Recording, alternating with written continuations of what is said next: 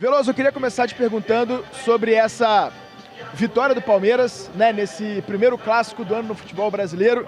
O que você pode falar do que você viu, mesmo o Abel, né, poupando, sem começar com o Vitor Roque, uma vitória sobre o Santos? Boa noite, bem-vindo ao Último Lance. Boa noite, é um prazer depois de uma vitória importante do Palmeiras, né? Nesse começo de temporada, nesse começo de campeonato que é muito curto, né? São só 8 jogos. Então, mais do que jogar bem, o importante é vencer. O Palmeiras chega à vitória num clássico, isso dá moral sempre. Chega a 6 pontos em 2 partidas, 100%. Então, com isso, o Abel vai ganhando mais tempo. Para alguns jogadores tem mais tempo para se recuperar, para encontrar uma melhor condição física. Os atletas estão machucados também. O Fragoso trouxe para a gente, a lista é grande. Então, para que esses jogadores possam se colocar à disposição também, vai ser uma temporada diferente. Vai ser uma temporada em que o time não teve tempo de fazer essa pré-temporada. Normalmente, lá na frente, o calendário vai cobrar esse período sem essa pré-temporada. Mas o Abel, com a equipe começando, diferente do ano passado, que a equipe teve mais dificuldades até para classificar, que foi só na última rodada, na 12ª rodada. No ano passado tinha a 12ª rodada, esse ano não tem. Ele opta por manter uma base do time e o Palmeiras responde bem dentro de campo com 2 vitórias. Não foi uma grande partida, mas suficiente para garantir mais 3 pontos. Ô, Ricardinho Martins, boa noite, seja bem-vindo aqui ao Último Lance. João Schmidt disse que o Palmeiras jogou por uma bola, né? O que você achou dessa declaração dele também e desse resultado de hoje? Não concordo com o João Schmidt, né? O Palmeiras teve no segundo tempo pelo menos 2 ou 3 oportunidades para fazer o segundo gol. Agora, Guido, ganhou aquele time que tem o melhor elenco, que tem um técnico muito tempo trabalhando, é uma equipe que o Abel olha para o banco, tem muitas opções. A gente viu o Santos em campo hoje aqui, sem nenhuma novidade com relação ao time do ano passado.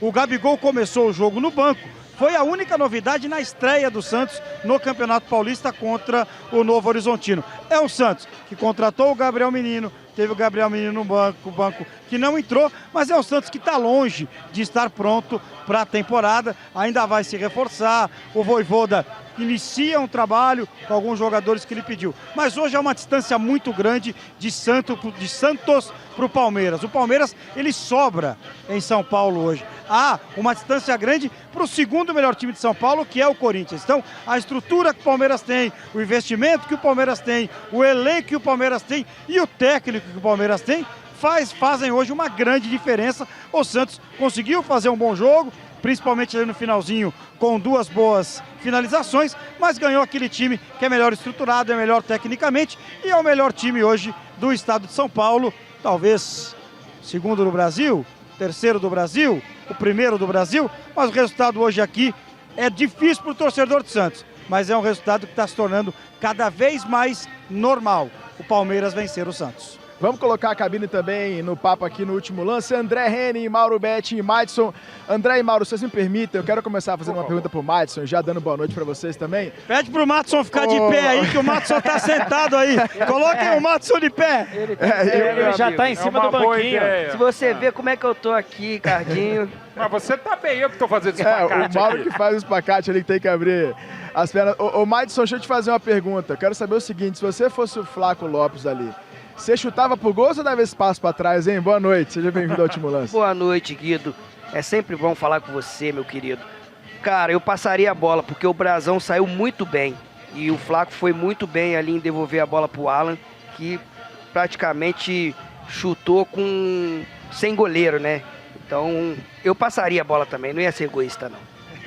Claro que não. Ô, André e Mauro, eu quero ouvir de vocês também, né? Isso que a gente estava conversando um pouco aqui embaixo, né? Primeiro, sobre essa declaração do João Schmidt, né? De que o Palmeiras jogou por uma bola, se vocês concordam com isso, se acham que de fato foi isso que aconteceu no jogo, e depois a gente continua falando mais sobre a partida. Ah, eu acho que não. Acho que não. Ah, claro que não, né? É uma coisa Tá assim... tudo bem? Qualquer coisa vocês estão vendo aqui que eu tô diminuindo, porque agora eu lembrei um detalhe. Eu também esqueci de botar o sapato. Eu adoro trabalhar descalço, porque eu trabalho muito, tal, não sei o que lá. Então, evidentemente, como eu tô de meia, a meia dá uma escorregadinha maior. Então, qualquer coisa... E o jogo, hein, Maurinho?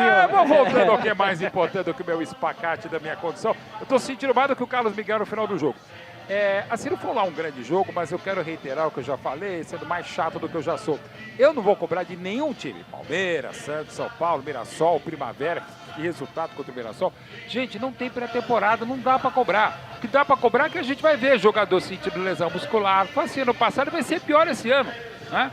Teve Copa do Mundo de Clubes pro Palmeiras, não teve, claro, pro Santos. Mas eu acho importante, Mauro, eu concordo com você, é a realidade que nós temos, Isso, né? Lamentavelmente. Já tivemos uma diminuição de datas dos estaduais dessa temporada. Eu acho bom, ok. Eu acho que o Campeonato Paulista conseguiu colocar uma fórmula aí bem, interessante. Que era melhor do que as anteriores de 2017 e 2025, por culpa dos clubes, que era uma excrescência que tinha. Perfeito, perfeito. Agora, Guido, a gente precisa sempre bater na tecla de que não vai dar certo, gente. Não vai. Se a gente não parar e não reorganizar, vai ser isso aí, cara. E aí a gente vê jogos muito abaixo. Hoje a gente viu mais um. A gente vê jogadores se machucando, o risco sendo muito maior, tempo de descanso sendo menor. Então, assim, vai ter... É porque, assim, ano passado ficou a história do... mas é a Copa do Mundo de clubes lá. Tá, mas esse ano é a Copa do Mundo. E aí no ano que vem é a Copa do Mundo Feminina, que vai ser no Brasil e vai parar o campeonato. Então, assim, se não sentar e organizar a história, e olha que acho que a CBF tá até tentando, né? Tá melhorando. A Federação Paulista foi bem. Criativamente, conseguiram resolver uma história interessante no ano passado de deixarem só 4 times ali que eram semifinalistas de Copa do Brasil, terminou o Brasileiro antes. Vai tentando dar o seu jeito, mas não dá pra fazer milagre. Então, eu acho que a gente sempre tem que pontuar. Vamos comentar da real que nós temos? Vamos, a real é essa. Mas que não vai dar certo, não tá dando certo, não tá. E até sobre isso, André, até colocando o Veloso aqui nesse papo também, a gente viu o Abel Ferreira hoje, por exemplo, Veloso, começando um clássico contra o Santos, poupando, por exemplo, o Marlon Freitas, que é a principal contratação do Palmeiras na temporada, que o torcedor aqui, que veio à Arena Crefisa Barueri, certamente queria assistir o Marlon Freitas aqui em campo, com o Vitor Roque também no banco de reservas, né? Na sua opinião, essa foi uma decisão acertada do Abel de poupar esses jogadores para esse jogo de hoje contra o Santos? O Marlon é a única contratação até aqui, né? E para mim foi o melhor em campo na estreia contra a Portuguesa, foi muito bem. O Palmeiras venceu também pelo mesmo placar de 1-0. Agora, como ele ficou muito tempo em campo, acho que ele ficou os 90 minutos, né? Ele ficou o jogo todo. Jogou o jogo inteiro. Tem um desgaste muito grande. Como o Mauro falou, sem pré-temporada. O Palmeiras se preparou 4 dias para estrear contra a Portuguesa. Então, se ele coloca o jogador em campo hoje, o risco era muito grande de uma lesão, né? Para todo mundo estar começando a temporada. Então não tem como cobrar. Claro que o torcedor quer ver o Marlon, principalmente depois da estreia em campo, quer ver o Tigrinho em campo, mas tem que entender que nesse momento aqui, até a substituição que o Abel faz, tira um jogador, às vezes o cara está bem no jogo, mas é para preservar a condição física do atleta. Por entender que fisicamente eles estão muito longe ainda do ideal para começar uma partida, ainda mais um campeonato, né? Então o Palmeiras, todas as equipes vão ter essa dificuldade e eu entendo, eu também gostaria de ver o Marlon Freitas, gostaria de ver o Tigrinho, o André já é uma baixa que o Palmeiras certamente vai ter nos próximos jogos, então isso já é resultado disso, a musculatura não está pronta por uma competitividade alta como é quando você entra em campo. Aí você esquece, você não vai pensar, muscularmente eu não estou pronto, a cabeça pensa, o corpo reage sem ter as condições necessárias para reagir. E aí a gente acaba vendo lesões. Então o que o Abel e o departamento do Palmeiras de preparação física, fisiologia, tem que saber. Na verdade, quem está escalando o time tem que ser eles. O jogador quer jogar, mas quem tem... E nesse momento, normalmente, a última palavra é do atleta. Nesse momento não pode ser. Porque quem sabe das reais condições do atleta hoje é a preparação física e fisiologia, que sabe realmente o nível de recuperação que tem esses atletas para botar em campo hoje. Ô Ricardinho, se o Palmeiras poupou, do lado do Santos também, né? Gabriel Barbosa, o Gabigol, começa no banco de reservas. Imagino que se você perguntar para ele, é óbvio que ele queria começar jogando, ainda mais contra o Palmeiras, que é o adversário, né? Que ele mais marcou gols na carreira também. Mas é aquilo também, né? Você que acompanha, né, Ricardinho, muito bem o dia a dia do Santos ali, tem que dosar, né? Nesse começo, tem que poupar, não tem jeito. E hoje, além de ter que dosar, o Gabigol sentiu um desconforto, né? Se fosse uma decisão aqui, ele começaria o jogo como ele jogou aí 30, 35 minutos desde o momento que ele entrou. Mas é isso. Mas o Gabigol, por exemplo, ano passado não teve uma sequência muito grande de jogos, né? Ele era reserva no Cruzeiro. Agora, o que me chama a atenção, o Guido, nesse começo de campeonato, é que o Palmeiras já começa a disparar. Eu não sei como é que estão os outros jogos, mas o Palmeiras até o final do jogo aqui é o único time com 100%.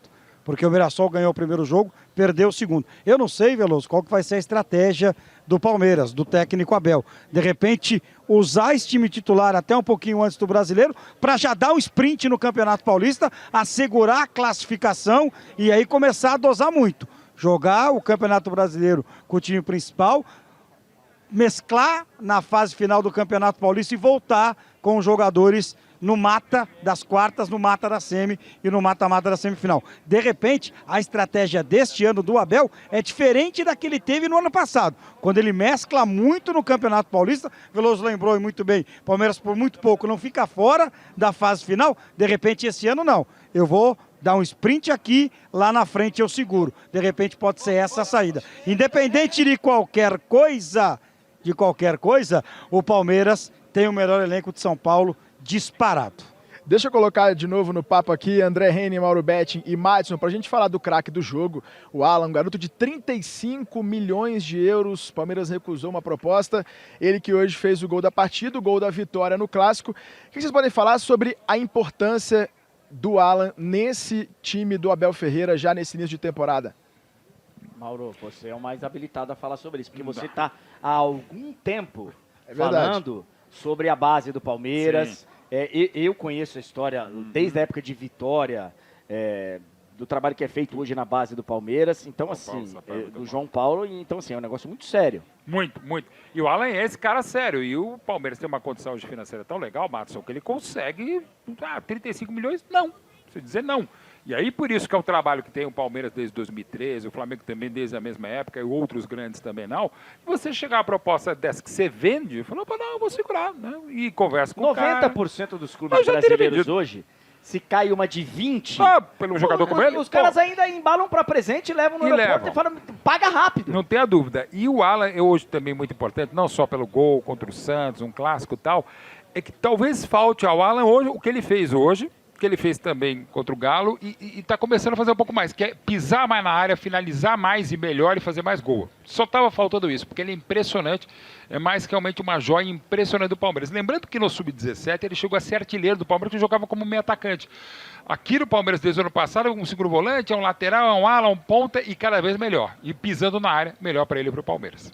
Exatamente, é muito bom jogador e essa questão de segurar o atleta, né, você consegue dar mais minutagem para ele aqui, né, ele ficar mais no Brasil é bom pra gente, porque a gente tem um jogador talentoso, né, que é o Alan, então o Palmeiras está certíssimo, segurando esse jogador e deixar ele crescer cada vez mais aqui no futebol brasileiro. E é aquilo que todo mundo fala, né, se você vale 50 milhões e começa a marcar gol, você já não vale mais 50, você vai valer 70, 80, então isso é muito importante mesmo dele aparecer ali, né? E no Brasil, né, o Guido Veloso, quem nos acompanha aqui no Último Lance, 3 clubes podem bater no peito e falar, só vou vender a hora que eu quiser. O Clube de Regatas do Flamengo, a Sociedade Esportiva Palmeiras e o Cruzeiro. Porque o Cruzeiro agora também tem bala. O Cruzeiro não vendeu o Caio Jorge por 35 milhões. Então são esses 3 clubes. O outro, o Careca tem razão. Qualquer outro clube aqui, chegar com 15, 20 milhões, vai levar. O Yuri Alberto não saiu do Corinthians porque ele não quer. Ele quer ficar, porque o Corinthians adoraria vendê-lo.